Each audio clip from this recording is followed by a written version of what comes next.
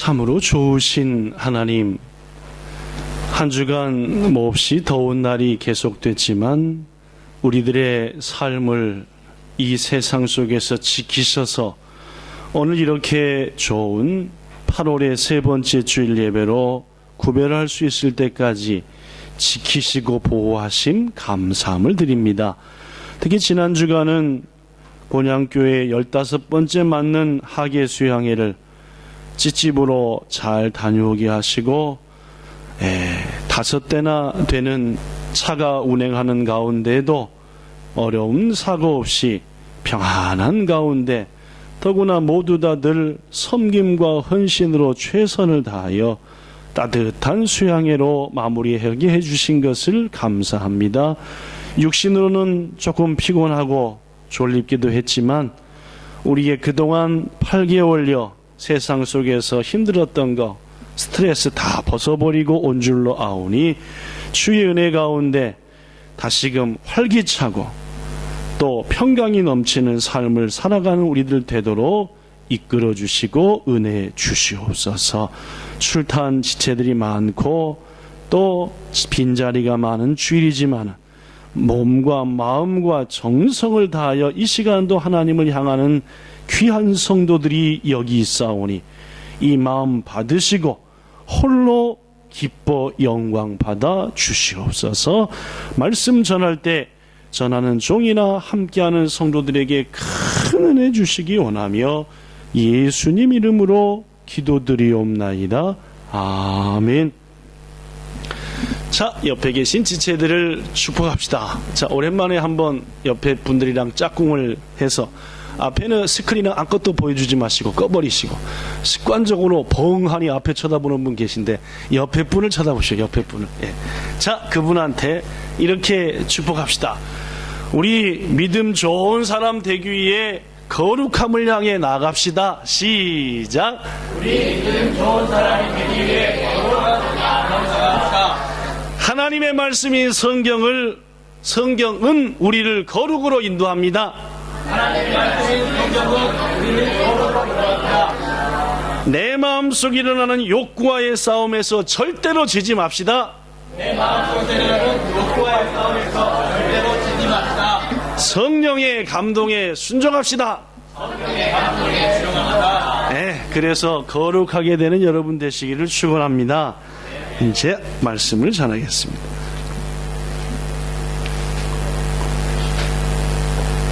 제가 보이게 앉으시면 좋겠습니다. 우리가 살아가는 세상은 여기도 기록되어 있다시피 여러 가지로 사람들의 등급을 나눕니다.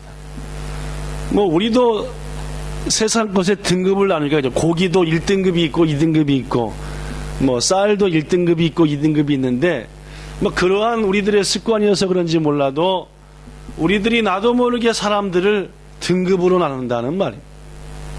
예를 들면은 학교에서는 그 학생의 학업 성적,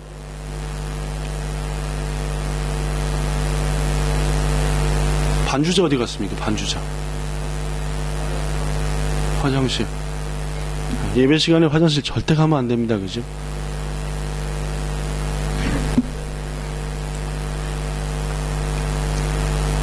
그 찬송가를 하더라도 한 마음으로 하는 게 중요합니다. 찬양대원들 전체가. 그죠? 입장을 바꿔놓고 너 연습을 안 하니까 찬양곡 할 때는 어려운 거 할 때는 그냥 앉아서 쉬어 라고 하면은 입장을 바꿔놓고 생각해보면은 보통 사비시한 게 아닙니다. 그죠? 그렇지 않을까? 그렇죠? 그럴 것 같아. 그죠? 찬양대원한테 너 오늘 목소리 못 잡으니까 그냥 소리 내지 말고 입만 뻥긋뻥긋해. 그거 보통 힘든 일이 아닙니다. 그죠? 성가대원들은 좀 더 연습을 열심히 하셔서 모두 다 한 마음으로 하는 게 중요하다. 모두 다 한 마음으로. 그죠? 그게 가장 하나님이 기뻐하는 찬양이지. 하여튼 이렇게 화장실이 길어. 그죠?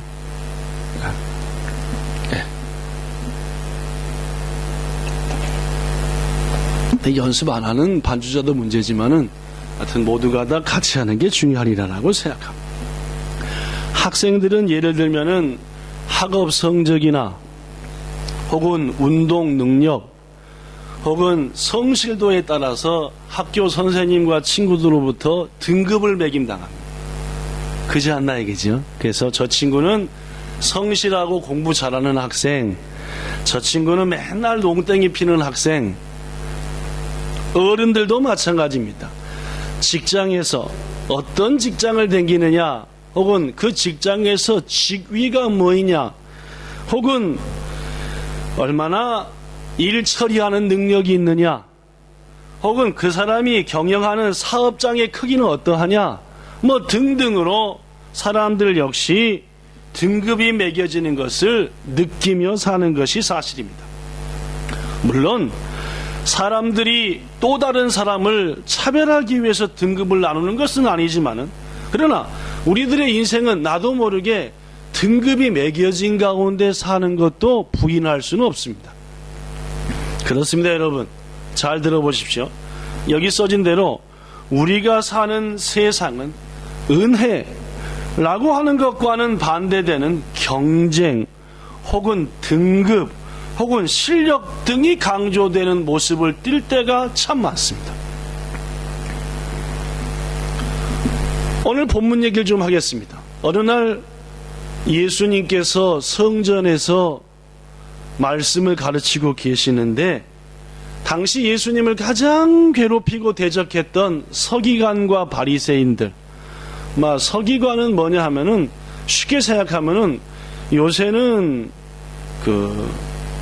책 같은 걸 펴낼 때 인쇄기에 돌려서 혹은 복사기로 펴내는데, 옛날 예수님 시대 때는 인쇄기도 복사기도 없으니까 성경을 또 한 권 만들기 위해서는 베껴야 되겠죠. 그대로 보고 써야지 성경 하나. 요 성경을 베끼고 연구하는 사람을 서기관이라 했습니다. 그러니까 성경에는 박사겠죠? 그렇죠. 그 서기관들과 바리새인들, 자칭 가장 하나님 말씀을 지키며 산다라는 사람들입니다. 이들이 예수님을 대적했는데, 아이러니하게도 말입니다, 그들이 예수님 앞에 나왔습니다. 그냥 나온 게 아니라 오늘 본문을 보니까 간음을 하다가 현장에서 붙잡힌 여자를 데리고 왔습니다. 왜 이 바리새인과 서기관들은 예수님에게 간음하다 붙잡힌 여인을 끌고 왔겠느냐? 그 이유에 대해서 성경은 분명히 말합니다. 예수님을 함정에 빠뜨리고 싶었습니다. 올가매고 싶었다는 말입니다. 그렇죠? 당시 유대인들이 신뢰하고 있었던 율법 지침서, 물론 모세 율법을 바탕으로 자기들이 만들어낸 겁니다. 지침서 중에 산헤드린이라고 하는 지침서 7장 4절에는 이런 게 있습니다. 유부녀와 유부남이 간통을 하게 되면은 바로 돌로 쳐 죽여라 라는 겁니다. 그 다음 곧바로 이어서 약혼한 처녀가 다른 남자와 역시 간음을 하면은 즉시 돌로 쳐 죽여라 라고 돼 있었습니다. 여인을 끌어온 자들이 예수님을 향해서 이렇게 말합니다. 본문 5절 읽어볼까요? 여기 써진 걸로 시작.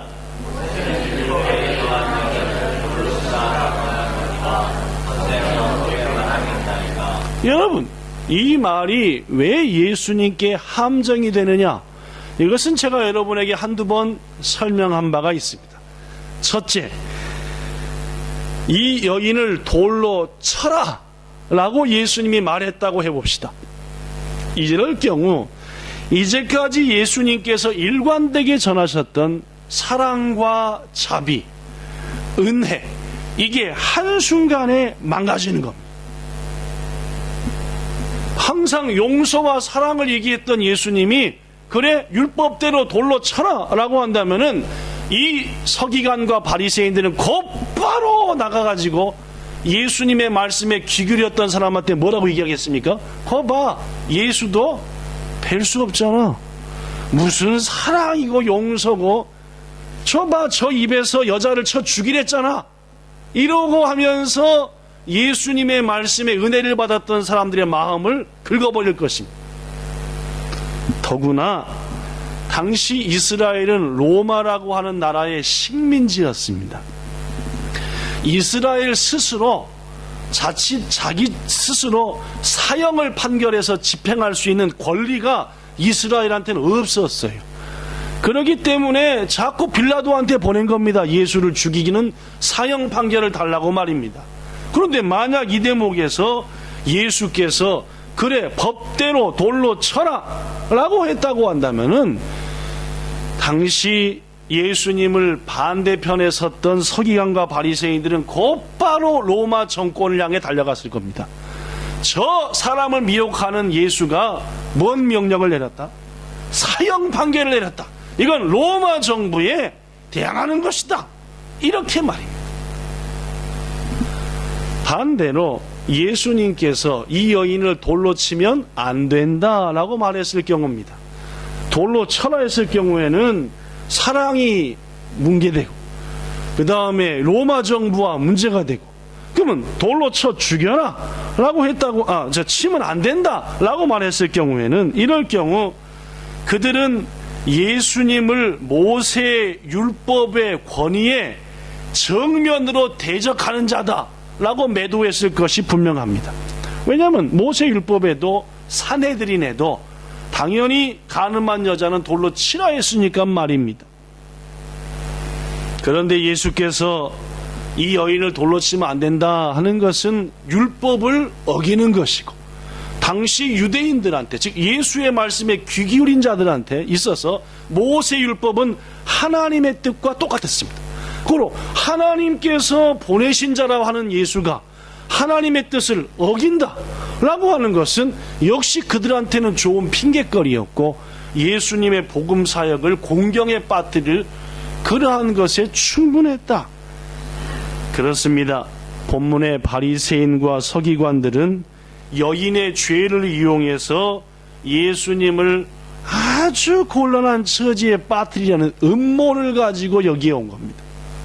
그런데 여러분, 들어보십시오. 여기 써진 대로 이러한 음모를 꾸민 자들은 은혜가 아닌 비은혜의 세계에 사는 사람들입니다. 우리는 하나님의 은혜에 살아야 되는데, 이게 하나님의 말씀을 빙자해 비은혜의 세상 속으로 빠뜨리고 자기도 그렇게 산다는 말입니다. 이들은요, 그들 나름대로 아는 율법을 바탕으로 거룩한 사람, 지난주로 말한다면은 하나님 앞에서 영성이 뛰어난 사람, 믿음이 충만한 사람이라는 그 기준을 딱 삼아놓고 그 기준에 맞추려고 애를 썼습니다. 예를 들면 이래요. 당시에 거룩한 사람, 믿음 좋은 사람은 첫째, 일주일에 2번씩 금식했습니다. 둘째, 11조를 철저히 구별했어요. 그래가지고 세세한 수입 하나라도 반드시 10의 1을 구별하여 드렸습니다. 셋째, 하루에 3번씩 기도의 처소, 즉 성전에 가서 소리 높여 기도했습니다. 이게 뭐요? 거룩한 사람의 기준이었어요. 또한 경제적으로 어려운 사람을 위해서 자신의 물질을 투자에 도와주고 나눠주고 베풀었습니다. 더구나 눈에 속이 어떻든 말든 간에 겉으로는 간음하지도 않았고 이웃의 것을 탐하지도 않았고 거짓말도 하지 않았습니다. 즉 이런 것들을 거룩의 기준으로 삼았어요. 그래가지고 이것들을 이루려고 애를 쓰는 겁니다. 그럴 수 있습니다. 그죠? 좋은 일입니다. 여러분과 저도 우리의 신앙의 기준을 삼고 그렇게 해야 되겠다고 막 애쓰는 것 중요해요. 그런데 문제는 뭐냐? 이들의 큰 문제는 이러한 율법의 행위 혹은 신앙의 행위를 바탕으로 자기들보다 못하고 그 기준에 도달하지 못한 자들은 사정없이 판단하고 차별하고 비은혜의 칼로 들이댔다는 데가 문제라는 거예요. 그들은 자신들이 정한 기준으로 사람들의 등급을 매겼습니다. 그리고는 그 기준을 바탕으로 사람들을 박해했어요.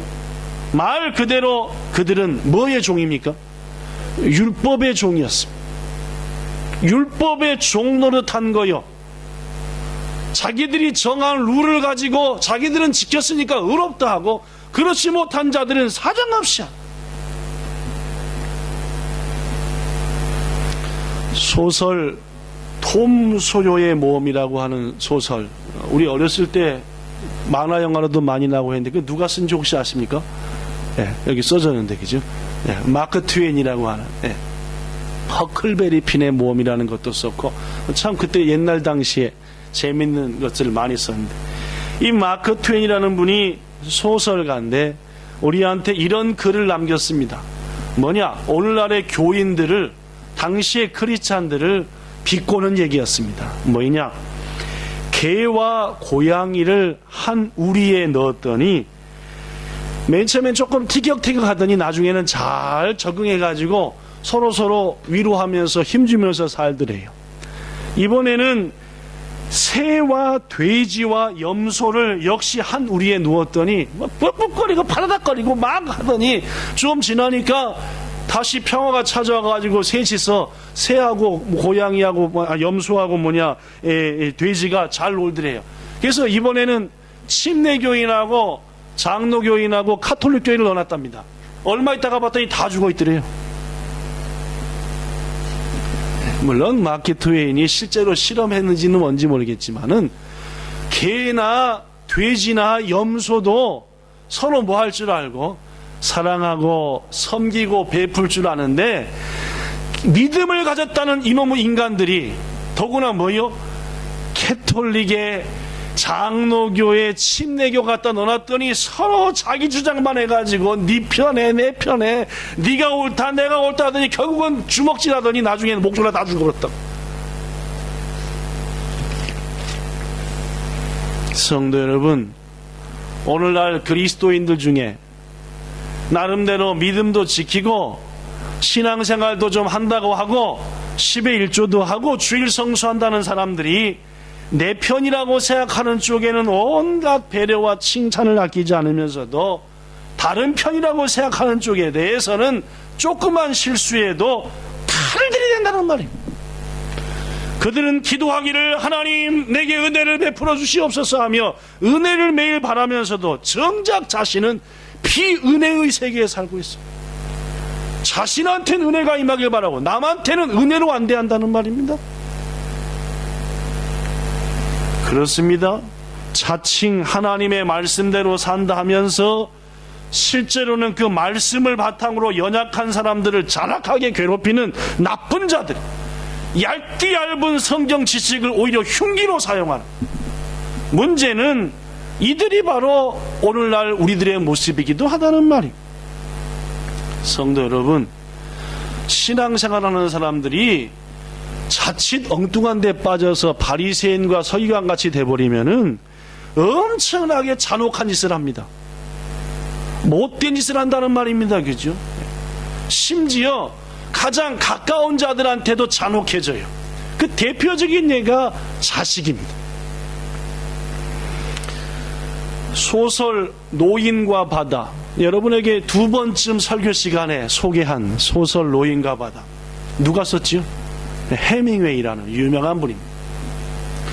이분은 할머니 할아버지가 상당한 신앙을 가진 아주 훌륭한 가정에서 태어난 모태신앙이었습니다.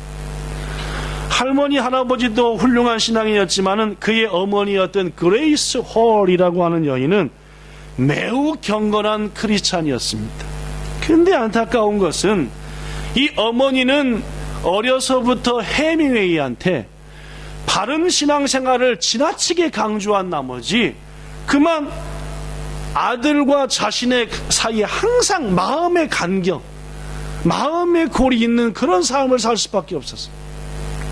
무엇보다도 안타까운 것은 자신의 자녀에게 공의로우신 예수님만을 강조한 나머지 은혜롭고 사랑이 많으신, 즉 성전에서 채찍을 예수님만 소개하고 가늠한 여인을 용서하시고 사랑을 베푸시는 예수님은 나까나까 소개하지 않은 그런 어머니가 되고 말았습니다.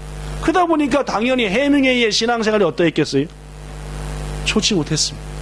자꾸 자꾸 엉뚱한 데로 빠지고, 벌써 노인과 바다라는 것도 곰곰이 생각해보면 상당히 작품 자체가 밝은 작품은 아닙니다.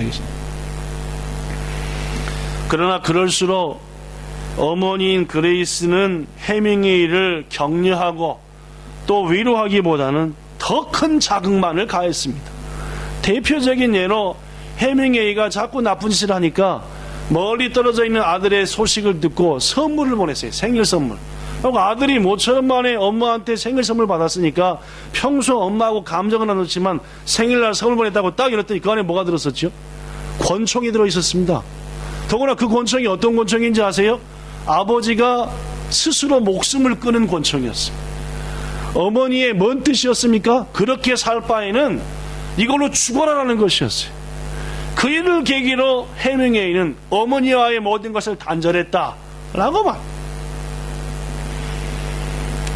해밍웨이의 인생의 말년, 결국 평안한 삶을 살지 못하고 사냥총을 자기 입에 넣고 당겨서 죽고 마는 그러한 비참한 인생을 끝나고 말았습니다.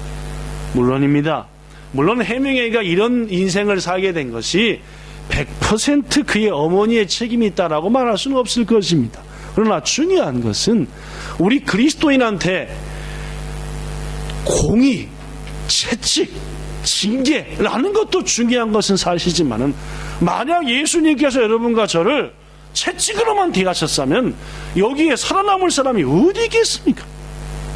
무엇보다도 우리는 공의와 채찍도 중요하지만은 은혜와 사랑과 용서가 더욱 귀한 줄로 믿습니다. 오늘 본문의 바리새인과 서기관들은 바로 그러한 자들이었습니다. 성경을 알고 하나님께 가까이 있다 하면서도 가늠하다 현장에서 붙잡힌 여인을 끌고 왔습니다. 그리고 묻습니다.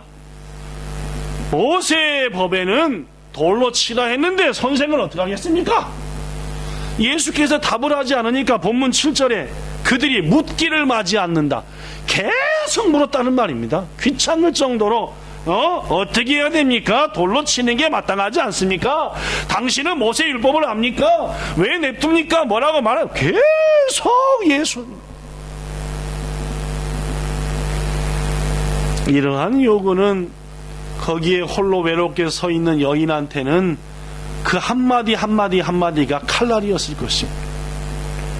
한동안 잠잠하셨던 예수께서 드디어 한마디 말씀하셨는데 여러분이 잘 아는 유명한 말씀입니다. 그죠? 뭐라고 말씀하셨습니까? 이르시되 너희 중에 죄 없는 자가 먼저 돌로 치라. 엄청난 말씀이었습니다.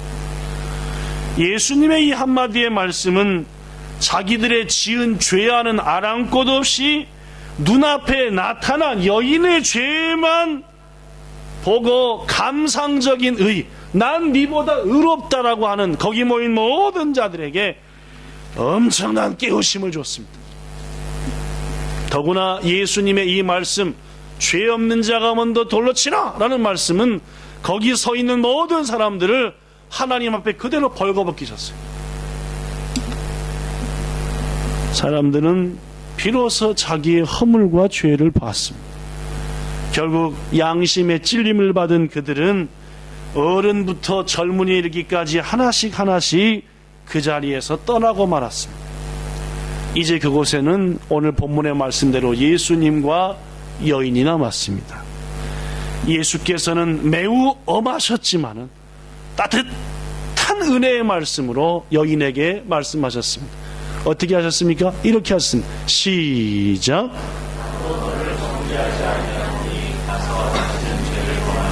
그렇습니다, 여러분. 예수님은 판단과 등급 그리고 자기 의가 판치는 비은혜의 세상에서 따뜻한 은혜의 세계를 보여주신 줄로 믿습니다. 우리 예수님은 용서받을 자격이 없는 사람을 오히려 품어서 용서해 주시고 그 사람으로 죄로부터 멀어질 수 있는 결단을 갖게 한다는, 분명 이 여인은 율법을 어겼습니다. 분명해요. 이 여인이 한 죄는 사도 바울의 고린도 교회를 향한 말씀을 비춰보면 당장의 교회로부터 뭐 해야 돼요? 쫓김을 받아야 마땅합니다. 용서받을 어떤 자격도 없었어요. 죄의 형벌로부터 벗어날 방법이 없었어요. 그러나 예수님은 이 여인의 그 죄도 보셨지만 그 마음의 두려움도 봤다는 말입니다. 그 죄도 보셨지만 이 여인의 절규와 신음과 공포도 보셨다는 말입니다. 비록 용서받을 수 없는 죄를 지었지만은 살고자 하는 간절한 소망을 아셨고 여기에 응답하신 것, 이게 바로 은혜요. 은혜가 뭔지 압니까? 자격이 없는 자가 받는 게 은혜요. 이게 은혜. 다시는 죄를 범하지 말라고 하시며 죄는 지적하셨지만 죄인은 용서하셨다는 말입니다. 지금부터 마지막 중요한 말씀 드립니다. 그렇다면 어떻게 이런 용서가 가능합니까?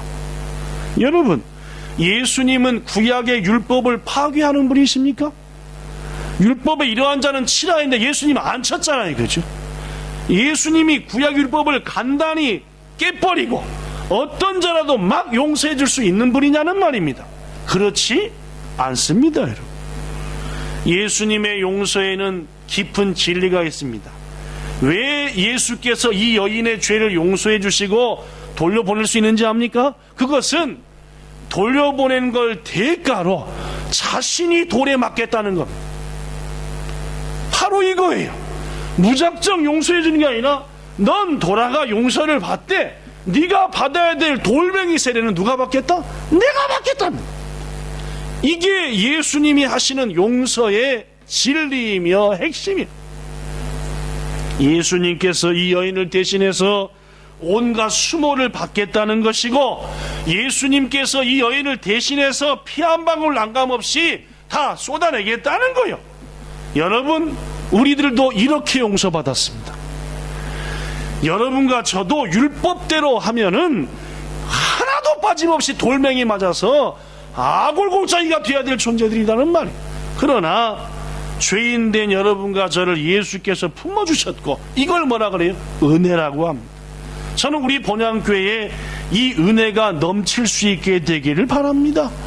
예수께서 창에 찔리신 것은 여러분과 저의 죄 때문이고 채찍에 상하신 것도 예수님의 옆구리와 창자국에서 온갖 피가 흘리는 것도 여러분과 저가 당할 걸 대신 당한 거다는 말. 매우 중요한 말씀드립니다. 예수님이 우리에게 주신 용서는 값싼 동정이나 요술이 아니라 참으로 값비싼 은혜라는 사실입니다. 자신의 목숨과 모든 고통을 지불하고 비로소 용서한다라고 얘기하는 거예요. 그냥 용서가 아닙니다. 이게 은혜입니다.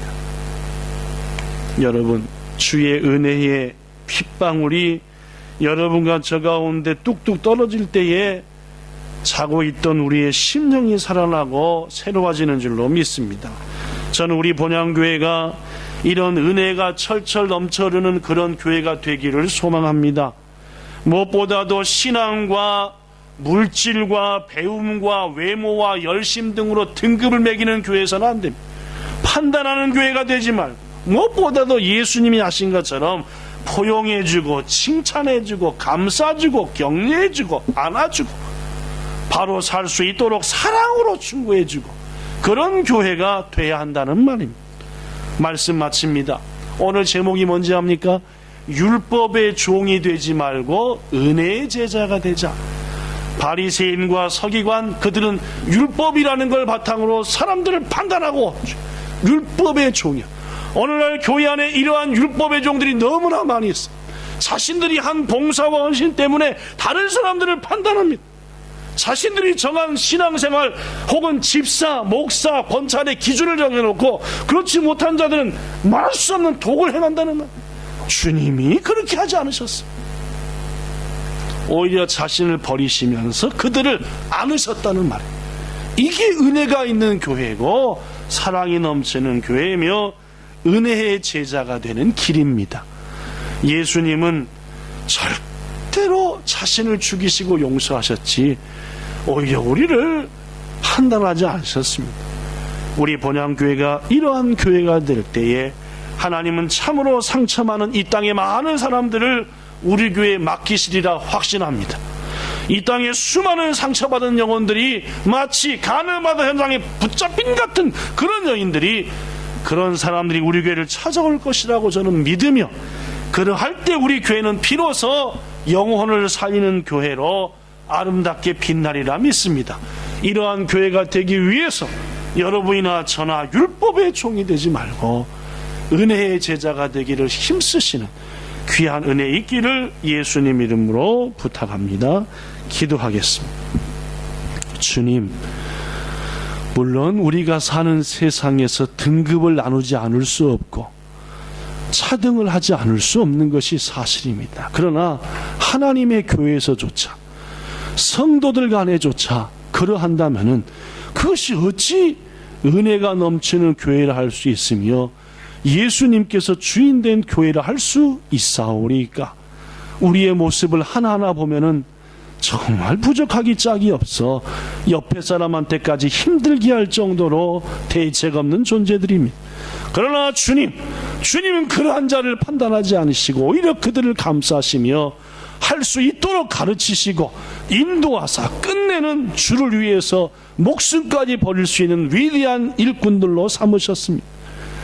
아버지 하나님, 우리 본향교회가 그러한 교회가 되게 하사 격려하며 감싸주며 사랑하며 그리고 보고 배워 본받아 성장하여 그리하여 이 땅에 수많은 상처받은 사람들을 낫게 하는, 치료하는, 새 생명을 얻게 하는, 가늠하다 현장에서 붙잡힌 여인의 새 생명이 우리 교회에서 역사가 나타나는 그런 교회 되게 하여 주옵소서. 예수님 이름으로 기도드리옵나이다. 아멘.